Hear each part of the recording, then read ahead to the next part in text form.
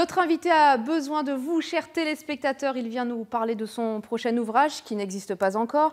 Un dictionnaire amoureux du Nord à paraître à la fin de l'année. Bonjour Jean-Louis Fournier. Il n'existe pas encore, il existe un petit peu quand Dans même. Votre tête déjà. Il va sortir au mois de novembre, alors s'il n'existait pas maintenant, ce serait un petit peu... On ne peut pas le toucher, je ne l'ai pas sur ce plateau. C'est ce que j'ai voulu dire. On ne peut pas le toucher. On vous connaît plus dans l'exercice du roman, et là je disais, vous cherchez vos mots. 200 environ, c'est à la fois peu pour décrire toute la région et beaucoup. C'est une aventure très passionnante qu'on m'a proposée, c'est de faire un dictionnaire amoureux du Nord, parce que je crois que j'aime beaucoup le Nord, et j'ai gardé à mes sabots encore de la terre du Nord, malgré que je sois parti à Paris, monté à Paris, comme on dit, et j'ai vraiment beaucoup de sympathie, si vous voulez, pour les gens, pour les paysages, et puis ce que je ne souhaiterais pas, c'est qu'on range un petit peu le Nord comme ça. Dans des clichés. Dans des clichés. Vous êtes vraiment attaché à la...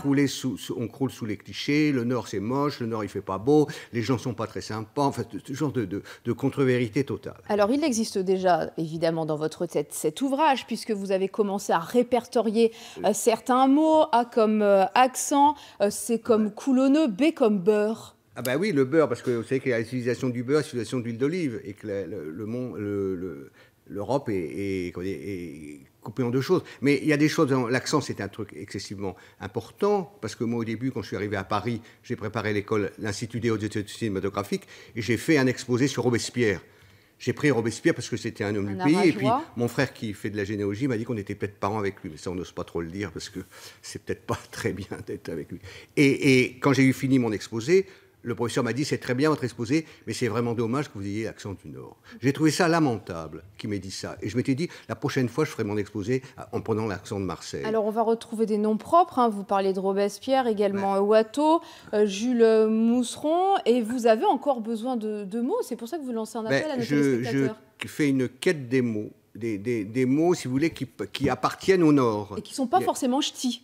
Non, ils ne sont pas forcément non, parce que si vous voulez, le truc ch'ti, je crois que ch'ti, on en a suffisamment parlé, et je crois que Danny Boone a fait bien son travail. Il a donné une certaine image des ch'tis, bon enfant et très sympathique. Moi, je voudrais lever un peu la barre. Dire que dans le Nord, il y a aussi des gens exceptionnels au point de vue intellectuel, au point de vue artistique. Les peintres, par exemple. Watteau, qui est quand même un des plus grands peintres du monde, et de Valenciennes. Corot a eu beaucoup de liaisons avec les gens d'Arras, il a fait une école d'Arras.